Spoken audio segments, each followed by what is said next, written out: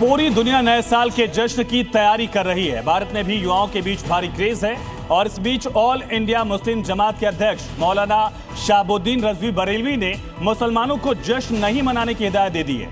नए साल के जश्न पर शरीयत का नियम कायदा समझाया, शरीयत का हवाला दिया और मौलाना के इसी बयान पर विवाद शुरू हो गया है। इस विवाद ने एक नई बहस छेड़ दी है। इसी मुद्दे पर अपने खास मेहमानों के साथ करेंगे चर्चा, लेकिन सबसे पहले इस रिपोर्ट में पूरा मामला समझिए, पूरी खबर समझिए। मौलाना का फरमान, क्या नया साल नहीं मनाएंगे भाईजान? पहले डीजे से परेशानी, अब नए साल पर शरीयत की कहानी। 2 दिन पहले देवबंदी उलेमा कारी इसहाक गोरा के एक बयान से बवाल मचा, जब उन्होंने शादियों में डीजे बजाने वाले मुसलमानों को अनपढ़ कहा। अब ऑल इंडिया मुस्लिम जमात के अध्यक्ष मौलाना शहाबुद्दीन रजवी बरेलवी ने नया बवाल खड़ा किया। मौलाना ने नए साल के जश्न पर शरीयत का कैसा हुक्म सुनाया, आप खुद ही सुनिए। दिसंबर की रात में आम तरीके से लोग जश्न मनाते हैं, उसमें शोर शराबा, हंगामा, डांस, नाच, गाना, फूहड़ अंदाज में तमाम तरीके अपनाते हैं। तो मैं इस सिलसिले में शरीयत इस्लामिया का हुक्म बता रहा हूं कि ये लहवो लईब है और लहवो लईब शरीयत में नाजायज है। ये इस तरीके से नए साल का जश्न मनाना नाजायज है। मौलाना यही नहीं रुके, मौलाना ने अपनी फरमान का लॉजिक भी समझाया। जनवरी का महीना ना मुसलमानों के जश्न मनाने का है। नाच गाना, डांस करना, फुहड़बाजी करना, फजूल खर्ची करना, ये तमाम चीजें जो हैं वो शरीयत की रोशनी में नाजायज हैं। मौलाना के इस फरमान के बीच नए साल पर एक और खबर मथुरा से आई, जहां मुस्लिम महापंचायत में बड़ा फैसला लिया गया। पंचायत का फरमान है कि डीजे बजाया तो निकाह नहीं पढ़ा जाएगा। जी न्यूज रिपोर्टर ने फैसले पर स्थानीय मुसलमानों से बात की। अगर कोई डीजे पे बारात चढ़ती है तो उसका हमारे यहाँ के जितने इमाम हैं मस्जिदों के, वो कोई उस शादी का निकाह नहीं पढ़ाए। कभी कोई नहीं आएगा पढ़ाने के लिए यहाँ, वो अपने वहाँ जा कर के कहीं दूसरी जगह पर पढ़ाएं, वो हम अलग चीज़ है। इसमें जो है डीजे या गाना नाच कोई शामिल था ही नहीं। अब सवाल यह है कि शरीयत के नाम पर नई नई पाबंदियां लगाना कितना सही है? क्या आज के समाज में इस तरह की पाबंदियां जायज हैं? क्या ये मुस्लिम समाज को कट्टर बनाने वाली सोच नहीं है? और इसी पर चर्चा के लिए हमारे साथ खास मेहमान जुड़ गए, उनका तारुफ करा दे। शहाबुद्दीन बरेलवी साहब खुद अध्यक्ष AIMJ के हमारे साथ हैं। नूर अहमद अजहरी साहब अध्यक्ष MP LBI के हैं UP के, और साथ ही अंबर जरी जी सोशल एक्टिविस्ट हमारे साथ हैं, और मोहम्मद उस्मान जी इस्लामिक स्कॉलर, साथ ही जीनत अंसारी जी सोशल एक्टिविस्ट हमारे साथ जुड़ी हुई। लेकिन सबसे पहला सवाल शहाबुद्दीन साहब आपसे ही है। मैं आपको गुड मॉर्निंग कहना चाहूंगा। पिछले साल भी आपने इसी तरह का फतवा जारी किया था, फरमान जारी किया था, इस बार आप फिर से वही सोच लेकर आए। ये पिछली सदी वाली सोच कब तक रहेगी सर? देखिए, मैंने शरीयत इस्लामिया का हुक्म बयान किया है। मैंने अपनी तरफ से कोई बात मैंने नहीं कही है। मैंने वही बात कही है जो कुरान हदीस में फरमाया गया हो कि यहूद नसारा के शायर को अपना शियार मत बनाओ। थोड़ा सा ऑडियो बढ़ाइए। तो मैंने अपने कौम की इस्लाम, फलाह, महबूब के लिए ये मैंने बात कही है।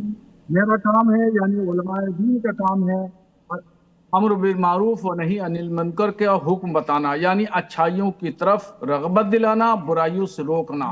तो इस जश्न में यही तमाम चीजें हैं। शहाबुद्दीन जी विद रिस्पेक्ट, लेकिन जिस फोन से आप जुड़े हैं क्या वो शरीयत के मुताबिक है? उसका कहीं हदीस में हवाला है मोबाइल फोन का?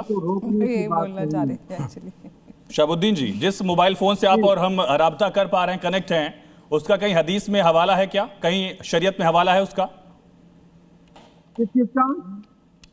मोबाइल फोन का, जिस मोबाइल फोन से आप कनेक्ट हैं हमसे? नहीं आ रही है ठीक से। हाँ, देखिए, ये नई इजादात हैं। कुरान फरमाता है वअल्लमल आदमल अस्माअ कुल्लहा, यानी जितने भी उलूम और फनून हैं, जितनी इजादात हैं, टेक्निकल चीजें हैं, तकनीक है, इन तमाम चीजों का इल्म अल्लाह ने इंसान को दिया है। इससे फायदा हासिल करना चाहिए, तो हम इससे फायदा हासिल कर रहे हैं और इसकी इजाजत तो हमें खुद जो है वो हमारी शरीयत दे रही है। मैंने कुरान शरीफ की आयत पढ़ लिया डेफिनेशन, लेकिन अंबर जैदी जी, ये पिछली सदी वाली सोच कब तक? और जो मथुरा वाला मामला और ज्यादा गंभीर इस वजह से है क्योंकि वहां पर जुर्माना लगाया जाएगा, ऐसी बात भी कही गई है। कुछ जगह तो ऐसा भी कहा गया कि हम अगर किसी ने शादी में इस तरह का बैंड बाजा बजाया तो फिर हम जनाजे में भी शामिल नहीं होंगे, फतवा नहीं पढ़ाएंगे, उनका फातिहा नहीं पढ़ेंगे, माफ कीजिए, निकाह नहीं पढ़ाएंगे, निकाह हाँ। निकाह नहीं पढ़ाएंगे। अंबर जी, हाँ। देखिए, सबसे इम्पॉर्टेंट बात यह है कि जब भी हम इस तरह की कल्चरल प्रैक्टिसेस की बात करते हैं, चाहे न्यू ईयर सेलिब्रेशन हो या फिर शादियों में थोड़ा सा गाना बजाना लोग कर लेते हैं, ऐसा कोई जनरली शादियों में ऐसा कोई भद्दा कोई कार्यक्रम होता नहीं है हमारे, जिस तरह से लोग बारात के सेलिब्रेशन में शामिल होते हैं, ऐसे कोई अभद्र चीज़ें होती नहीं है। अगर कोई आदमी प्राइवेटली मर्द कुछ करते होंगे तो वो अलग बात है, बट महिलाएं ऐसा कोई अभद्र कुछ काम करती नहीं है। अब बात आती है कि जब भी नया साल आता है तो शहाबुद्दीन साहब का यही फतवा आता है। हम सबसे बड़ी प्रॉब्लम ये है हमारे उलमाओं की कि वो इस्लाम को और कल्चर को मिक्स करते हैं। न्यू ईयर सेलिब्रेशन एक कल्चरल इवेंट है जो कि यूएई में आप देखते हैं कि दुनिया भर आधा हिंदुस्तान वहीं पे न्यू ईयर सेलिब्रेट करने के लिए जाता है। टर्की में देखिए कितने सारे इस्लामिक कंट्रीज हैं जहां पर न्यू ईयर सेलिब्रेशन होता है और उसका बड़े अच्छे से स्वागत होता है। तो न्यू ईयर सेलिब्रेशन यहूदो नसारा की इवेंट नहीं है, ये ग्लोबल कल्चरल इवेंट है जिसको पूरी दुनिया सेलिब्रेट करती है कि हम पुराने साल से निकल के दूसरे साल में जा रहे हैं और उसका स्वागत आप अच्छे से करें कि ये साल हमारा गुजर गया, अगला साल अच्छे से गुजरे।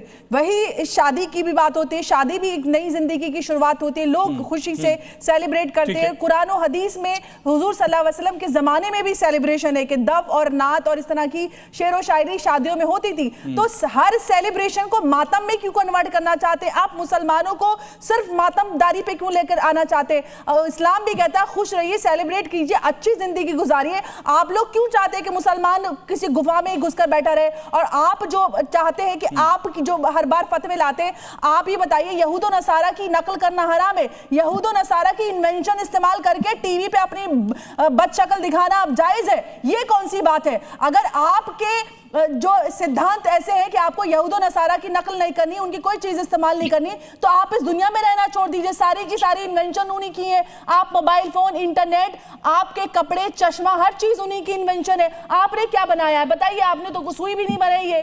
ये बेतुकी बातें आप मुसलमानों को चीज क्लैरिफाई कीजिएगा अंबर, ये यहूद और नसारा क्या है? Juice and Christian. ओके, तो ये दूसरे धर्मों से इतनी दिक्कत है कि हैप्पी न्यू ईयर भी ना बोले? जीनत जी। मौलाना जी, मैं मौलाना उसे पूछना चाहती हूँ कि ये हर चीज पे फतवा दे के बैठ जाते हैं कि नया साल नहीं मनाना चाहिए। नए साल में इनका कोई प्रॉफिट नहीं है, इनको कोई फायदा नहीं है, तो इसलिए ये ऐसी बात बोलते हैं। ये शादी में कह रहे हैं कि डीजे नहीं बजना चाहिए, डीजे का नहीं उपयोग होना चाहिए। क्या इन्होंने कभी पाबंदी लगाई जो गरीब लड़कियां बैठी हुई बिना शादी के बैठी हुई हैं कि जहेज नहीं लेना चाहिए? क्या इन्होंने कभी ये पाबंदी लगाई है कि निकाह के ऊपर जो मोटी रकम लेते हैं निकाह करवाने के एवज में, क्या उन्होंने वो लेने से मना किया है? जितनी खाने की बेतरतीबी शादियों में मुसलमानों की होती है, क्या उसमें कोई पाबंदी लगाई है? आखिरकार ये सब फतवे तभी क्यों लेके आते हैं कि नया साल है तो आप डीजे, आप कोई मत प्रोग्राम मत कीजिए, शादी है तो आप डीजे मत बजाइए, हम निकाह नहीं करेंगे। अरे आप निकाह नहीं करेंगे, आप होते कौन निकाह करवाने वाले? आजकल तो इतनी पढ़ी लिखी दुनिया है, इतना सब कुछ है, हम लोग अपने हिसाब से सब कुछ कर सकते हैं। जैसे अंबर जैदी जी ने कहा है अभी कि देखिए कहाँ पे टर्की में यहाँ वहाँ सब लोग जश्न मनाने क्यों जाते हैं? तो जब मुसलमान देशों में कोई ऐसी आपत्ति नहीं है, ऐसी कोई प्रॉब्लम नहीं है, तो इन लोगों के पेट में इतना दर्द क्यों हो जाता है एकदम के? शहाबुद्दीन जी बताइए। और ये सोच बड़ी मुझे हल्की लगी कि यहूदी और क्रिश्चियंस का त्योहार इस वजह से मुसलमानों को पिछड़ा करने में